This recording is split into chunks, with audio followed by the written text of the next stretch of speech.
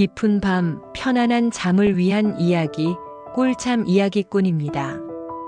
오늘 밤 여러분께 들려드릴 이야기는 고대 찬란했던 가야의 뿌리, 그 신비로운 시조를 낳은 성스러운 여인 정견모주의 전설입니다. 한 여인의 지극한 효심과 헌신이 어떻게 하늘을 움직여 위대한 나라의 어머니가 되었는지 그 장엄하고 아름다운 이야기를 시작합니다. 아주 먼 옛날, 만물을 감싸 안은 듯 웅장한 가야산 아래에 정견이라는 이름의 아름다운 처녀가 살고 있었습니다. 정견은 외모보다 마음이 더욱 고왔으며 특히 홀로 늙으신 어머니를 지극정성으로 모시는 효심이 깊기로 마을에 널리 알려져 있었습니다. 그녀의 어머니는 지병으로 늘 고통받았으나 정견의 따뜻한 보살핌 덕분에 생을 이어갈 수 있었습니다. 정견아, 너의 그 정성 덕분에 내가 하루를 더 사는구나. 너의 효심은 이 세상 어떤 보물보다 귀하다. 어머니, 제 곁에 계셔주시는 것만으로도 제겐 큰 힘이 됩니다. 제가 살아있는 한 어머니의 그림자가 되어드리겠습니다. 그러던 어느 해 마을에 가뭄과 역병이 함께 찾아왔습니다. 밭은 메말랐고 많은 사람들이 원인 모를 병으로 쓰러져 갔습니다. 정견은 자신의 어머니뿐 아니라 고통받는 모든 마을 사람들을 위해 밤낮으로 헌신했습니다. 그녀의 간절한 보살핌에도 불구하고 역병은 좀처럼 물러서지 않았습니다. 마을 사람들은 산의 신령이 노한 탓이라 수군거렸습니다. 정견은 깊이 고민했습니다. 자신의 어머니를 살리고 마을을 구하는 길은 가야산의 신령에게 직접 간절한 제사를 올리는 것뿐이라고 생각했죠. 이는 목숨을 건 헌신이었습니다. 가야산의 최고봉은 영험하지만 아무나 오를 수 없는 신성하고 위험한 영역이었기 때문입니다. 정견은 어머니께 마지막 인사를 올리고 홀로 가야산의 가장 높은 곳, 상왕봉을 향해 발을 내디뎠습니다. 그녀의 헌신은 오직 모두의 생명을 구하겠다는 순수한 일념에서 비롯되었습니다. 험준한 산길, 정견은 며칠 밤낮을 걸어 상왕봉에 도달했습니다. 차가운 바람이 그녀의 몸을 휘감았지만 그녀는 아랑곳하지 않고 정성껏 제를 올렸습니다. 그녀는 자신의 목숨까지도 바치겠다는 지극한 헌신을 담아 기도했습니다. 위대하신 산의 신령이시여, 부디 저의 부족한 정성을 받아주소서. 이 땅의 생명을 살리고 저희 어머니의 병고를 거두어 주소서. 저의 모든 것을 바치겠사오니 이 땅의 평화를 돌려주십시오. 정견의 간절한 외침이 하늘에 닿았을 때 갑자기 상왕봉 위로 오색 찬란한 빛이 쏟아져 내렸습니다. 그녀 앞에 구름을 타고 내려온 신령스러운 존재가 나타났습니다. 그는 바로 하늘의 대신이자 천신 이비가였습니다. 이비가는 정견의 순수하고 지극한 효심과 헌신에 깊이 감동했던 것입니다. 아름다운 여인이여, 나는 하늘의 뜻을 받아 그대의 헌신을 보았다. 그대는 그대의 어머니뿐 아니라 모든 백성을 어머니처럼 사랑하는 마음을 가졌구나.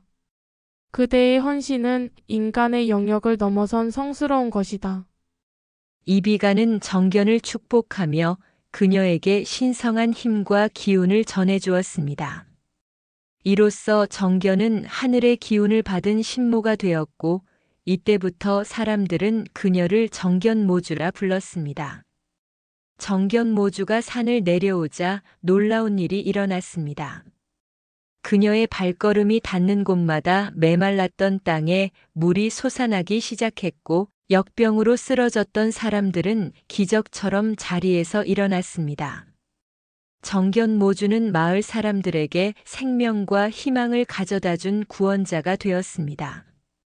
시간이 흘러 정견모주는 하늘의 축복을 받은 두 아들을 낳았습니다. 첫째 아들은 이진아씨, 둘째 아들은 수로였습니다. 이 두 아들은 빛나는 기운을 지니고 태어났으며 그들의 얼굴은 보통의 아이들과 달랐습니다. 그들은 장차 이 땅에 위대한 왕국을 세울 가야의 시조들이었습니다. 정견모주는 두 아들을 키우면서 그들에게 효심과 백성을 향한 헌신의 중요성을 가르쳤습니다. 그녀의 삶 자체가 살아있는 가르침이었기에 두 아들의 성품은 곧고 강직했습니다. 두 아들이 성장하자 나라를 세울 때가 되었습니다. 그러나 천신 이비가의 뜻은 이 두 아들이 하나의 나라가 아닌 두 개의 나라를 세워 서로 협력하고 견제하며 이 땅을 다스리게 하는 것이었습니다. 이는 정견모주에게 또 하나의 고통스러운 헌신이었습니다. 두 아들을 낳아 기른 어머니로서 그들을 갈라놓아야 하는 운명이 닥친 것입니다. 아들아, 너희는 하늘의 명을 받은 존재이다. 너희는 이 땅의 백성을 어머니처럼 보살펴야 할 숙명을 타고났다. 정견모주는 이진아 씨에게는 가야산의 굳건한 정기를, 수로에게는 바다의 넓고 포용하는 기운을 담아 축복했습니다.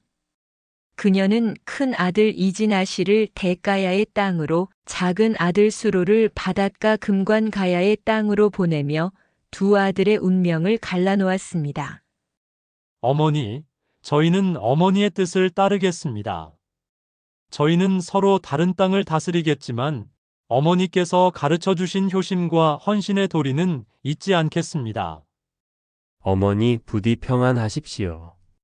저희는 어머니의 뜻대로 이 땅의 영원한 번영을 약속하는 두 개의 기둥이 되겠습니다.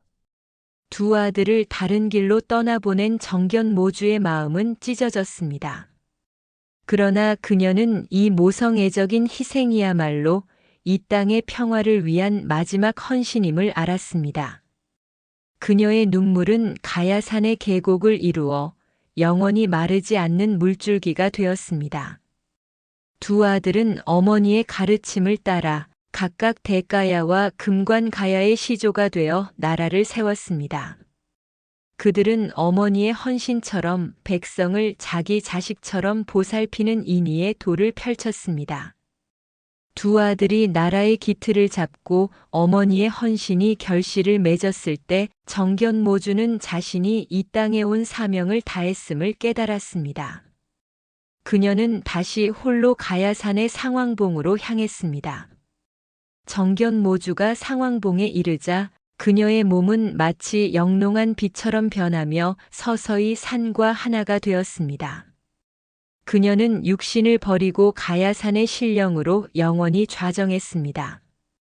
그녀는 이제 산의 정기 그 자체가 되어 두 아들의 나라와 후손들을 영원히 굽어 살피는 수호신이 된 것입니다.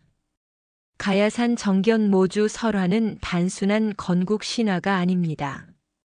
한 여인이 가진 지극하고 순결한 효심과 헌신이 어떻게 하늘의 뜻을 움직여 한 나라의 어머니가 될 수 있었는지를 보여주는 숭고한 이야기입니다. 오늘날에도 가야산의 웅장한 봉우리를 바라보면 정견모주의 깊은 헌신과 자애로운 모성애가 느껴지는 듯합니다.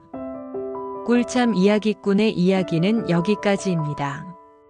편안한 밤 보내세요. 안녕히 주무세요.